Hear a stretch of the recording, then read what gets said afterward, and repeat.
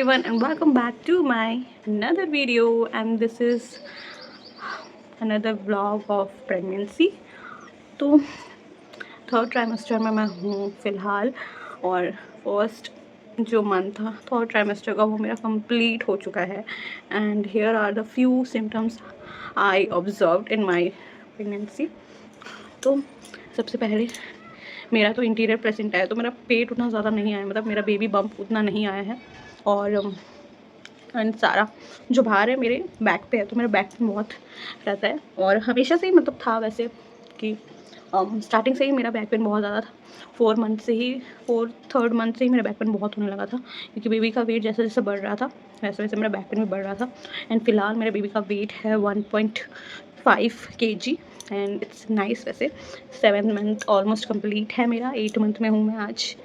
And I so happy कि मैं बस it's just like 10th week to go to see my baby. And ये अलग ही feeling है. मतलब मुझे तो समझ ही नहीं आया मैं कब मम्मा बन गई हूँ, और कोई मुझे मम्मा बोलेगा. My god, it's so crazy seriously. But यहाँ पे आप देख सकते हो नेक में जो ये ब्लैक है, ये मुझे लगता था कि ये नॉर्मल है. एंड इट्स नॉर्मल, वैसे प्रेगनेंसी में होता है, नेक एरिया वगैरह में ब्लैक हो जाता है. मेरे अंडर आर्म्स भी ब्लैक हो चुके हैं वैसे, और ये भी एक सिम्टम ही है प्रेगनेंसी का. और प्लस मेरे को ना ये छोटे छोटे पिंपल काइंड ऑफ आने लगा है. और मुझे लगता है शायद गर्मी से भी हो सकता है, या फिर आई थिंक सिम्टम्स भी हो सकता है, कुछ भी हो सकता है. उससे मेरी मम्मी बोलती है नॉर्मल होता ही है, और डॉक्टर बोल रही थी नॉर्मल. मैं तो कल कुछ भी पूछी डॉक्टर से तो सब डॉक्टर बोलती है नॉर्मल है, क्योंकि बहुत सारी चीज़ें नॉर्मल रहती है. हमें ऐसा लगता है कि डर, क्योंकि हमारी फर्स्ट प्रेगनेंसी रहती है, तो हमें तो कुछ आइडिया नहीं रहता है. और हम मेरे को तो कोई यहाँ पे कोई बताने वाला नहीं है. मैं तो छोटी छोटी चीज़ों में डर लगने लगता है कि मेरा बेबी ठीक है कि नहीं, ऐसा क्यों हो रहा है. एंड एक माँ का दिल आप जान ही सकते हो. एंड फिलहाल मुझे लगता है कि मैं प्रॉपर मम्मा बन चुकी हूँ, क्योंकि मुझे हर एक चीज़ छोटी छोटी चीज़ों में इतना डर लगता है कि मेरा बेबी ठीक है कि नहीं. मैं आपके साथ एक इंसिडेंट शेयर करना चाहती हूँ. 7 मंथ में जब थे हम मिडल, तो बीच पे ना मेरा बेबी मूवमेंट ना कम हो गया था. ठीक है, तो मतलब कम इन द सेंस कि बहुत रियली वो किक कर रहा था या फील करवा रहा था मुझे. और डेंसिटी तो कम थी. डेंसिटी से कोई मतलब नहीं है, कितने बार हो रहा है इससे मतलब होता है. ठीक है, तो बहुत कम हो गया था. तो मैं बहुत डर गई थी कि क्या हो गया. और वैसे रूटीन चेकअप थी मेरी, तो मैं गई दिखाने. तो डॉक्टर ने बोल दिया था मेरा पानी कम है, इन द सेंस कि पानी कम है, बिलो लाइन पे था. जैसे पासिंग मार्क्स होता है ना, पासिंग मार्क्स में थी मैं.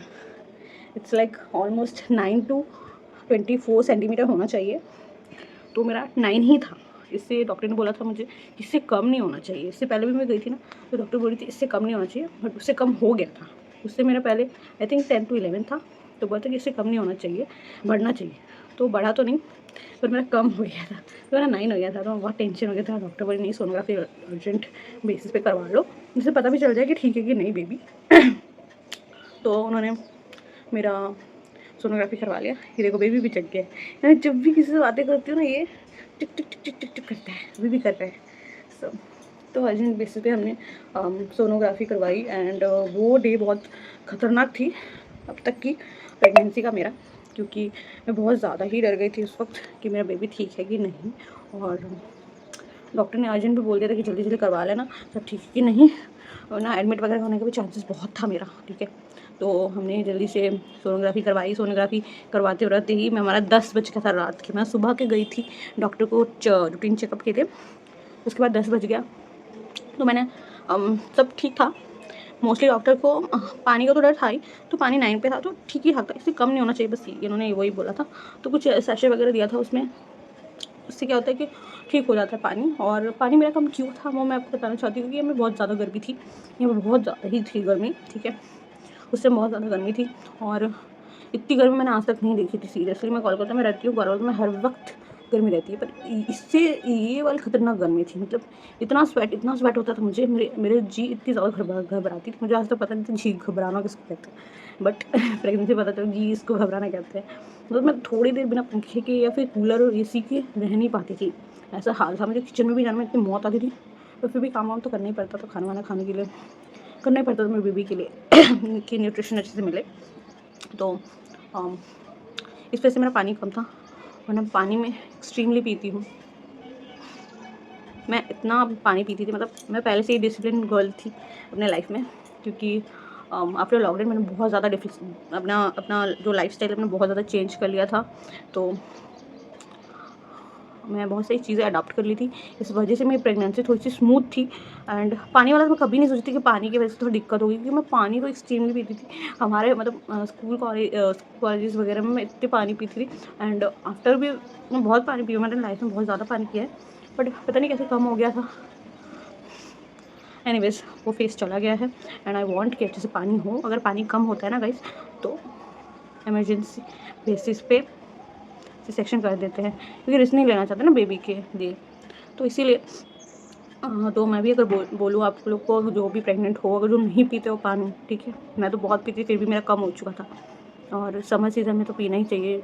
एक बात याद रखना, जिसकी भी समर प्रेगनेंसी है ना भैया, दबा के पानी पियो, दबा के तरबूज खाओ, जिसमें वाटर कंटेंट ज़्यादा है ना, वो सारी फ्रूट्स खाओ, ठीक है। तरबूज से भी मुझे उल्टी आने लगी थी, इस वजह से मैं तरबूज भी नहीं खाती थी, बट ये सब की वजह से थोड़ी दिक्कत हो गई थी। एंड माय गॉड ग्रेस अभी सब ठीक है। तो डॉक्टर को पानी का भी टेंशन था, और एक टेंशन था कि ब्लड फ्लो अच्छे से हो रहा है कि नहीं। 3 जगह की ब्लड फ्लो होना चाहिए, वरना अगर ऐसे नसें दब जाती है ना तो दिक्कत होती है। तो उस वजह से फिर ग्लूकोज सलाइन वगैरह कुछ चढ़ाना पड़ता है, ऐसा कुछ डॉक्टर ने बोला था मुझे।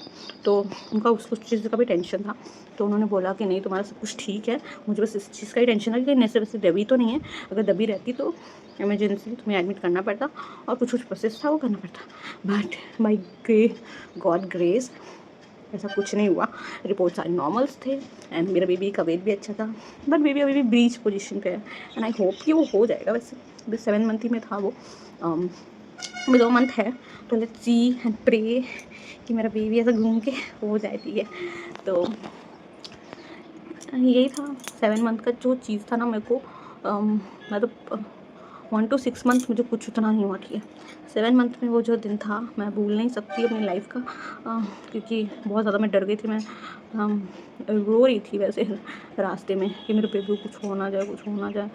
और बस मैं पूरे रास्ते मैंने प्रे किया है भगवान से एंड बहुत ज़्यादा कनेक्टेड हूँ मैं अपने भगवान से। मैंने बस यही बोला कि मैंने जो इतना पूजा पाठ किया है उसका फल दे दो, बस और कुछ नहीं चाहिए। मेरा बच्चा मेरे हाथ में आ जाए सही सलामत, मतलब एक माँ को और क्या ही चाहिए ना।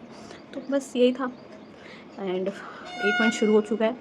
वही सिम्टम्स जो मैंने आपको बोला, मुझे अभी 8 मंथ में स्टार्ट हुआ है ना, तो मेरे को ईचिंग होनी शुरू हो गई है, यहाँ पर मुझे खुजली हो रही है।